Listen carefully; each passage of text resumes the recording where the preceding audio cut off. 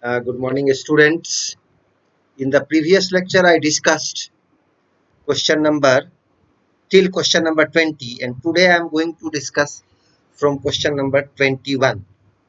So let us start with question number 21.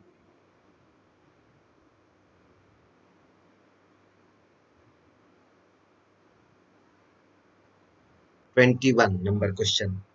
In question number 21, a metallic block has no potential difference applied across it. Then the mean velocity of free electrons is.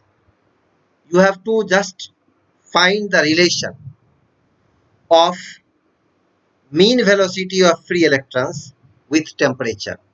Okay, here absolute temperature is given as capital T. Capital T is the absolute temperature. Now option is proportional to T. Second option is proportional to root T.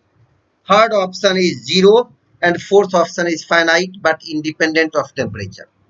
You know, average mean velocity of free electrons when there is no potential difference across the conductor.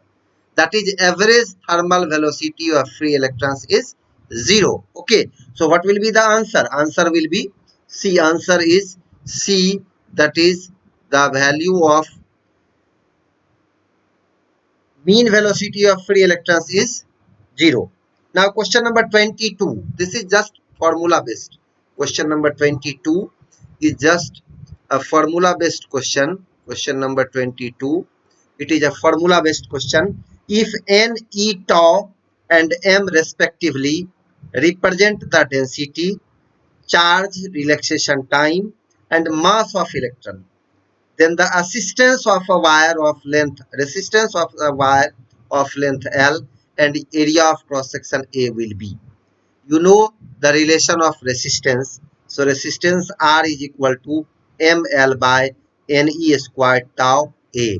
This is option A. So answer is A.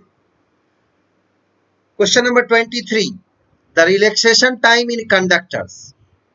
First option, increases with increase of temperature, decreases with increase of temperature, it does not depend on temperature, and D, all of sudden changes at 400 Kelvin. You see, relaxation time depends upon temperature. If temperature increases, then velocity means thermal velocity will increase.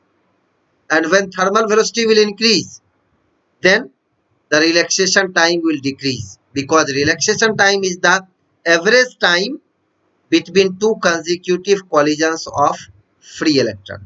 No. So what will be the answer? Answer will be B. Now question number 24. A copper wire of resistance R is cut into 10 parts of equal length. Question number 24.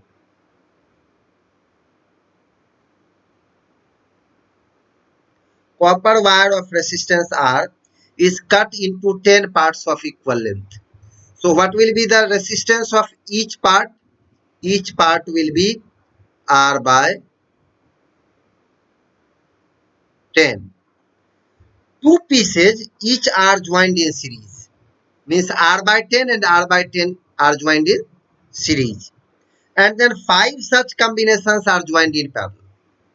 So then new combination will have a resistance. I think you can find it easily. R by 10 and R by 10 are in series. So R by 10 and R by 10 are in series, means in series combination, you know the formula, Rs is equal to R1 plus R2. R1 and R2 are equal, so it will be 2 into R by 10. It will be how much then? R by 5. Okay. Now 5 R by 5 will be connected in parallel. So you can find the value of parallel combination. Its answer is D, that is R by 25. Okay. Question number 25. The equivalent resistance between the points P and Q of the circuit given is.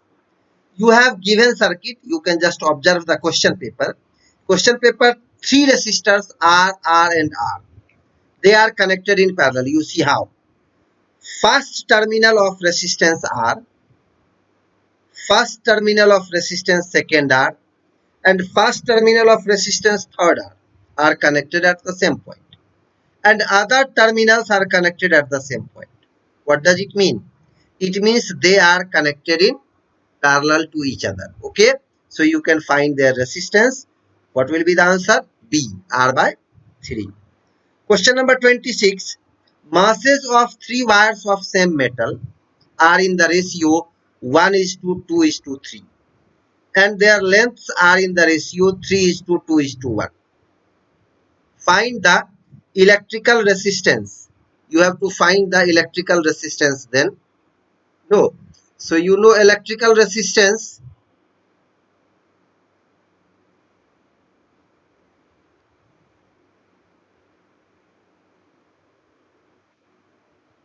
R. R is equal to rho L by A. 26 number question. In question number 26, you have R is equal to rho L by A. So from here, you have L, ratio of L, and you have mass. No, and densities are given. So you can find the ratio of their area of cross section. And then by using this formula, R is equal to rho L by A, you can find the value of ratio of resistances, and you will get D option 27 is to 6 is to 1. No. Now,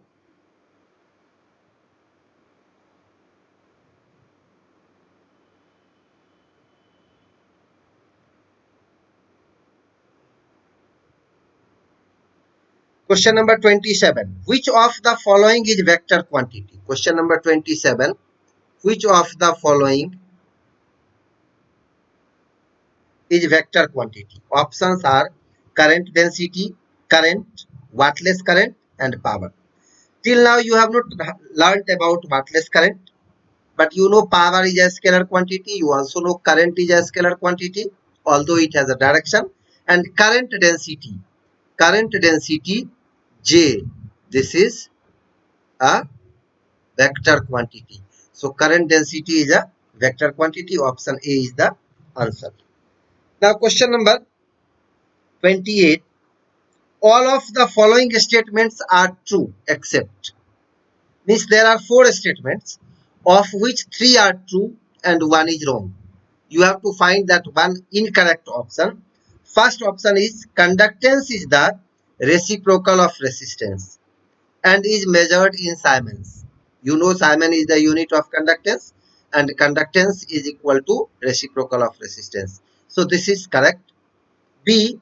Ohm's law is not applicable at very low and very high temperatures. You know Ohm's law is applicable at constant temperature. So Ohm's law is not applicable at very low or at very high temperature. This is correct. C. Ohm's law is applicable to semiconductors. You know semiconductors are said to be non-ohmic conductors. Why? Because they do not follow Ohm's law. But the statement is Ohm's law is applicable to semiconductors. What does it mean?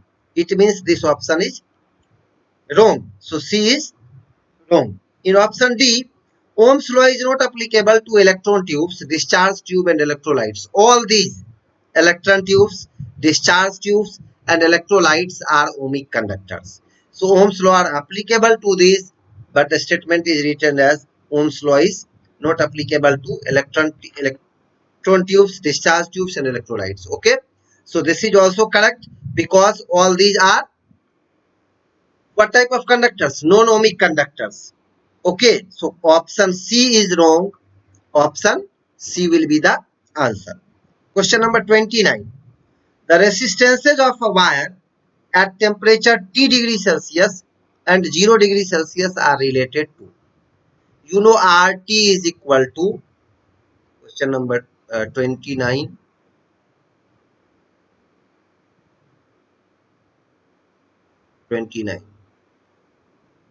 RT is equal to R naught 1 plus alpha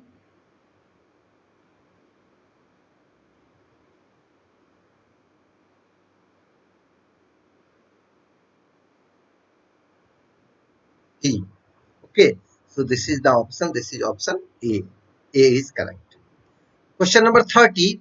Through a semiconductor, an electric current is due to drift off. Free electrons and holes, positive and negative ions, and protons. You can recall that whenever I was discussing about charge carriers in conductors, semiconductors, or electrolytes, I told you that in semiconductors, charge carriers are free electrons and holes. So the answer is B. So in 30, B is the answer. So in this way, we have discussed all the 30 questions asked in your test. From tomorrow, we will start with new topic. Thank you.